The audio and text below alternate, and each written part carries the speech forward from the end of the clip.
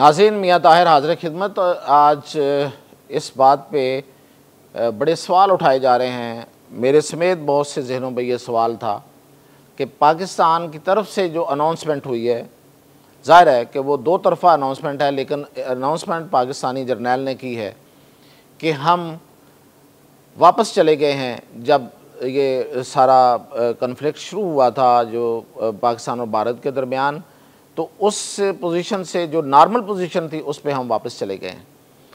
तो वापस चले गए हैं तो किन शराइत पे गए हैं, क्या तय पाया है? क्या पाकिस्तान ने जो इलाके कैप्चर किए थे वो छोड़ दिए हैं? ये बहुत बड़ा सवाल है, तो इसका आपको आज जवाब दूंगा। दूसरा ये कि भारतीय जर्नैल ने बिलाखिर तस्लीम कर लिया कि उनके तैयारे गिरे। अब वो कहते हैं कि गिराए नहीं गए, वो गिर गए। चलें, तो वो हुआ क्या था असल में, और उस तैयारे गिरने के दौरान जो इंडियन एयर फोर्स है उसके साथ उस पर क्या गुजरी कोई 2 दिन तक, तो इसकी आपको डिटेल बताऊंगा। और फिर ये कि इंडिया पाकिस्तान की अगर ये विड्रॉल हो गया है, ये डी एस्केलेशन हो गई है, तो इंडिया पाकिस्तान की सरहद के साथ पंजाब के इलाके में मशक़ें कर रहा है। आज रात को उन्होंने वहाँ पे ब्लैकआउट करके, तो वहाँ पे कोई जंगी मशक़ें हो रही हैं, फ़र्ज़ी मशक़ें कर रहा है जिसको उसने ऑपरेशन शील्ड का नाम दिया है। तो उसका क्या मकसद है? और ये पहले मुलतवी हुई, अब दोबारा जो है वो शुरू हुई हैं। और एक और जगह पे भी नोटम जारी हुआ है, वो है ईरान में। ईरान की जो फ़ज़ाई हदूद है वो बंद कर दी गई हैं। तो क्या इसका मतलब ये है कि इसराइल हमला करने वाला है?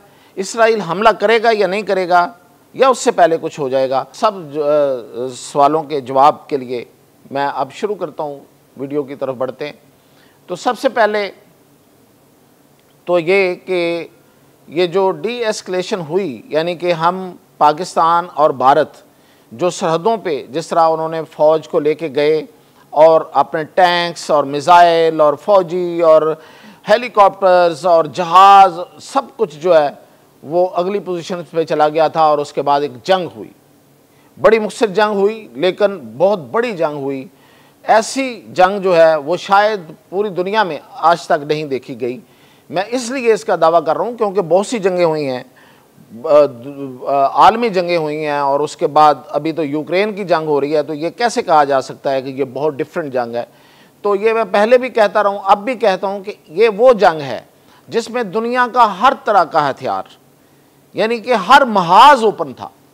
इसमें एयरफोर्स लड़ रही थी, इसमें ज़मीनी फ़ौज लड़ रही थी, इसमें आपके मिसाइल जो हैं वो, और ड्रोन और अनमैन्ड व्हीकल्स, और इसके अलावा सबसे बड़ी बात यह है कि साइबर जो हमले हो रहे थे एक दूसरे पर, और उसमें किसने बरतरी हासिल की वो सबको पता है।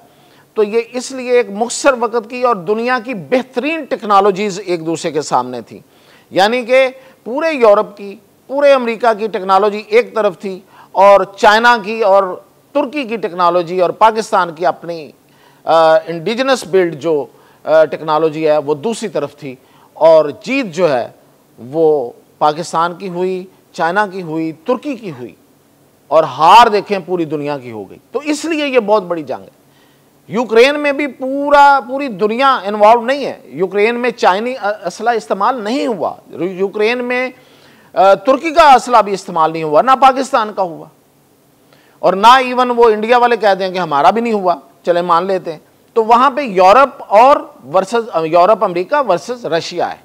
लेकिन यहाँ पे कितना बड़ा महाज था। तो इस महाज की जो आप वापस चले गए आप कहते हैं, तो मैंने तो आपको बताया था और बिल्कुल हकीकत बताई थी, और ये अपनी जगह पे अटल हकीकत है कि पाकिस्तान ने इस जंग के दौरान कश्मीर के बहुत से इलाकों पे अपने आप को आगे ले गए थे। मैं कब्जा इसलिए नहीं कहता कि वो है ही हमारा जो इंडियन कश्मीर है, तो उसके बहुत से इलाके ले लिए थे हमने, और आगे तक हम चले गए थे, और बहुत सी चौकियों पे हमने कब्जे कर लिए थे। तो क्या इसका मतलब ये समझा जाए कि हम वापस आ गए हैं तो वो इलाके भी छोड़ दिए?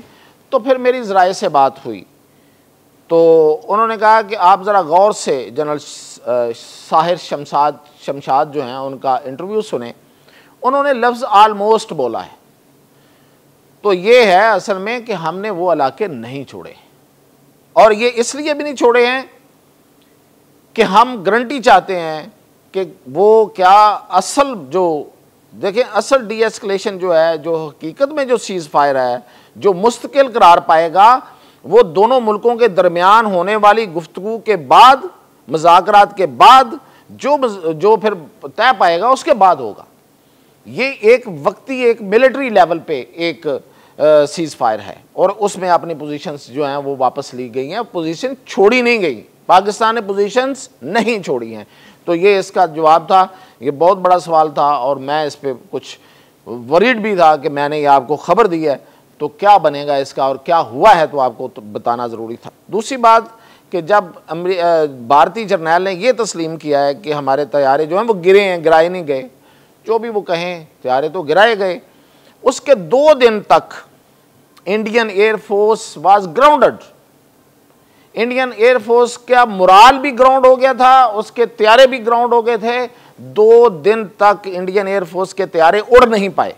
मैं पूरी गारंटी से कह रहा हूँ, ये मैं जो सैटेलाइट इमेजेस हैं और जो इंटेलिजेंस है, एक्यूरेट इंटेलिजेंस, उसकी बिना पे कह रहा हूँ कि ये जो तैयारे हैं, जो इंडियन एयरफोर्स है, वो 2 दिन तक फंक्शनल नहीं थी।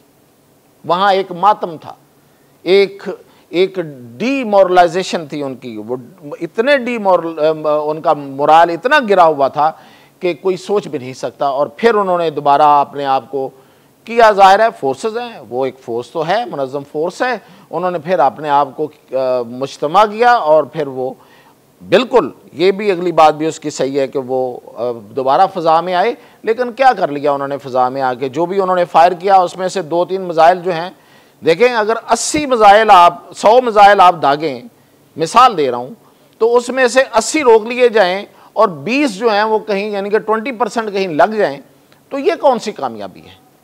और बिल्कुल ऐसे जो कुछ मिसाइल लगे हैं वो लगे हैं, लेकिन इतने रुक गए हैं उनका भी तो बताएं। और फिर अगली बात कि ये जो ड्रिल्स हैं, ये जो मशकें हैं, वो क्यों कर रहा है, ये दरअसल इंडिया नहीं मोदी, ये बेसिकली पंजाब के लोगों को, अपने तरफ के पंजाब के लोगों को असल में वो मैसेज देना चाह रहा है कि जंग अभी ऑन है, जंग अभी चल रही है और ये पाकिस्तान है जो हमसे जंग करना चाहता है और हम इसकी तैयारी कर रहे हैं। देखें इंडिया में और मोदी में पहले भी कोई हौसला नहीं था, उसको उसकी अफवाज ने बता दिया था कि हम पाकिस्तान से जंग नहीं जीत पाएंगे। उसने एक मिस एडवेंचर किया जिसका उसको नतीजा देखना पड़ा। अब उसको पूरी दुनिया में सुबकी का सामना है। वो एक चीज़ जो है वो मानेंगे, वो कहते हैं ना, थूकेंगे भी और उसको चाटेंगे भी, लेकिन वो अपने प्रोपेगेंडे से बाज नहीं आएगा। और इसलिए वो अब सिखों को ये पैगाम देना चाह रहा है कि पाकिस्तान जो है वो किसी वक्त भी हमला कर सकता है और हम उसके लिए तैयारी कर रहे हैं। वो बिहार में इलेक्शन लड़ रहा है, वहाँ जाके सिंदूर बांट रहा है और पता नहीं क्या क्या नारेबाजियाँ कर रहा है, और यहाँ पे ये मैसेज देने की कोशिश कर रहा है जो कि नहीं जाएगा, क्योंकि सिख जो हैं वो मोदी को पूरी तरह और अच्छी तरह समझते हैं। और आखिरी बात जो मैं आपको बता रहा था कि ईरान पे हमला होगा या नहीं होगा। देखें इज़राइल, एक तो पहली बात यह है कि ईरान पे हमला नहीं कर पाएगा। उसकी वजह यह है कि उससे पहले ही कोई ना कोई मुआहदा अमेरिका के साथ हो जाएगा जो कि इज़राइल के लिए काबिल कबूल नहीं होगा। मैं अभी बता रहा हूँ आपको, इज़राइल उसमें भी तड़पेगा, लेकिन कोई ना कोई मुआहदा हो जाएगा। अगर इज़राइल ने कोई स्ट्राइक करने की कोशिश की भी तो मैं अभी से आपको बता रहा हूँ कि ईरान का कुछ नहीं बिगाड़ सकेगा। इसलिए नहीं कि इज़राइल के सामने ईरान बहुत मजबूत है, इसलिए कि जो वो करना चाहता है वो उससे नहीं हो पाएगा अमेरिकी मदद के बगैर। और अमेरिका जो है वो इस जंग को, इसको जंग नहीं बनाना चाहता। अमेरिकी ट्रंप इस वक्त इसको जंग नहीं बनाना चाहता। ये बात जो है ये तय। तो ये सूरत हाल अब तक की है। इसके साथ इजाज़त चाहता हूँ, मज़ीद अपडेट के साथ हाज़िर।